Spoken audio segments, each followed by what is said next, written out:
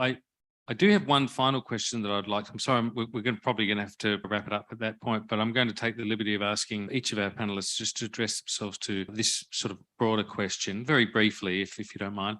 And that is, we have many governments represented here, and we're very grateful for your interest in this important subject. So I'm interested to hear just briefly from the panel, what does the international community need to do now to drive the democratisation process, to nurture it and to bring about this improved situation that we all aspire to? Who would like to kick off?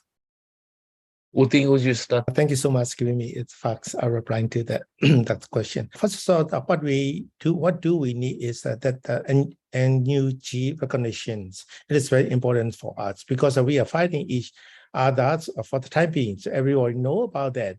At the same time, we are control our own area NUG. So that is that we have that legitimacy. The de jure governments we can form, but at the same time, we are also trying to defend to the governments. For the vote, it's very important to be recognized as the governments to represent for our country. So that is the international community should think about that. That is the very obvious. The military regime is SCC is very brutal regimes. So the international community should not have the tolerance on that atrocities. That is very important. What kind of the necessary steps should take in concrete action against the SCC is very important. One of that importance, the issue is to recognize the NUG.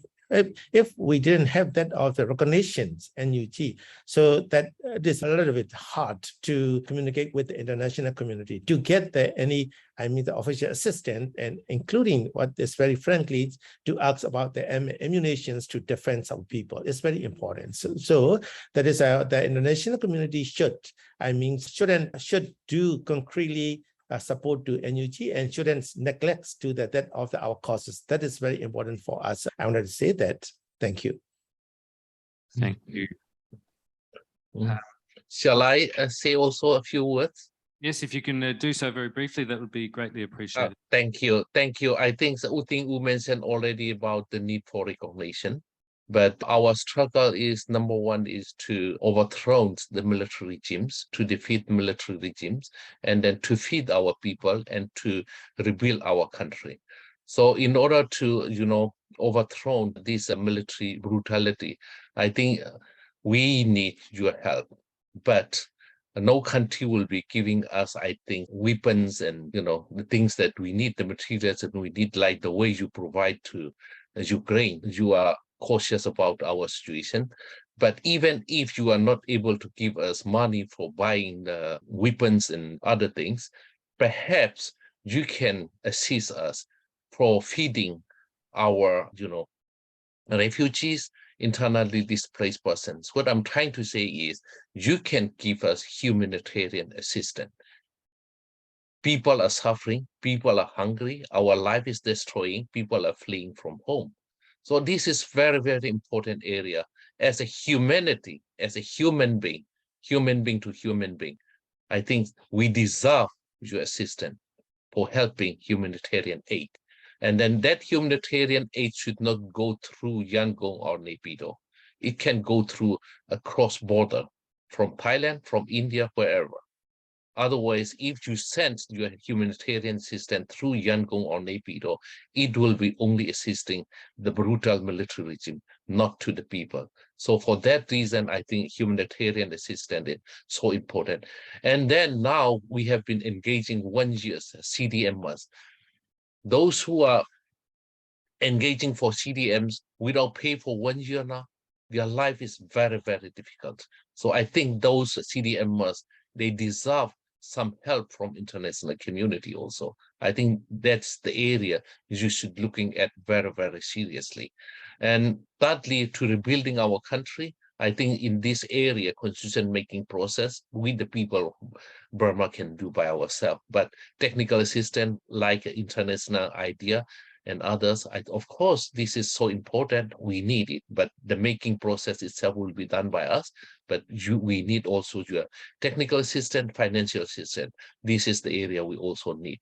But most of all, I think to defeat the military regimes, We and UG are struggling by ourselves, but most of the money we are able to collect, we spend for humanitarian aid, not for buying something that we need to defeat the military regime. So if international community are able to provide us for humanitarian aid, then we can focus all the resources to other areas of need. In this area, we can defeat the military regime sooner than later. So this is what we need. I think that this is the area. So if we combine with U Thein Oo, we need recognition. We deserve it. The people deserve it. The country deserve it. We need humanitarian aid. We, the people of Burma, deserve it as a human being to human being. I think this is the area we request you to do very seriously. Thank you. Thank you very much. And I'm going to give you the last word, Dr. Brand. Just very briefly, I would say 3 main points. One is deny any legitimacy to the military in Naypyidaw, stop de facto legitimizing by engaging with them, and making sure not to buy into their narrative of fake elections as they are planning next year. The second point, hold the NUG and the interim institutions to account over the promises and commitments made in the Federal Democracy Charter and things like the Rohingya policy. But at the same time, thirdly, also combining with capacity building and really investing in the new generation, in the young people that are driving this movement and that want to rebuild, in a kind of social revolution, also their country, their society. They need a lot of support, and that is in terms of, knowledge, capacity building, student visas or scholarships and things like that. There is a whole nation that is on the move, that is ready, that is on the brink of a new chapter in its history, and they're crying out loud for assistance and for getting attention by the world.